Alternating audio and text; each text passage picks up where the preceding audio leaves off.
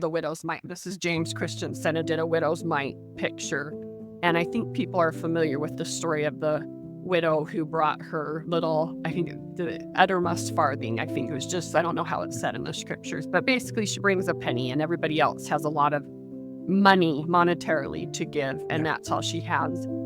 And I sat there last Sunday, and it's been a rough week, and we have a lot of rough weeks. And we're lucky if we get a good day in a week, honestly. We're really lucky if we get two, but most days are hard and in our home. And we have so many blessings, but it's hard to have a kid that's really struggling and suffering. A lot of people relate to that, whether it's mental illness, cancer, losing a child, whatever it is, and as a parent. And I sat there looking at that picture, and for the first time, I looked at it differently, and it wasn't about money. And I just said to my husband, she's me. And I just started to cry, and I just said, she has very, very little to give. She does not know the answers. She does not know how to help this child. She is not equipped to help this child. She is so ill-equipped. And not only that, what makes it worse, she makes it worse at times for this child without meaning to, or she's at the end of her rope, or she's not giving enough to the other kids, and it's just heavy. And I just sat there looking at her, and I said, I'm her, and she has nothing except this little mite.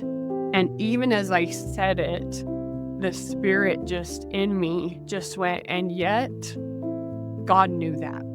He knew all of that. He knew I had no clue how to deal with this. He knows I don't have the answers. He knows this is so far above my knowledge or pay grade, but yet he sent that child to me. And I just thought, my might is enough. Somehow my might is enough because his grace makes up for all of the rest of it. And it does. It has so many times. I mean, this last week has been hard, but I cannot tell you the peace that has been in my home. That's not always the case. A lot of times it's not. But this week, it was just filled with peace. Just like this most wonderful, and even joy, despite what was going on. And I just thought, gosh, that is so neat that my might is enough. And everybody's might is enough. And I think it's amazing how much grace is a part of our relationship with our Heavenly Father. It's so much bigger than we realize.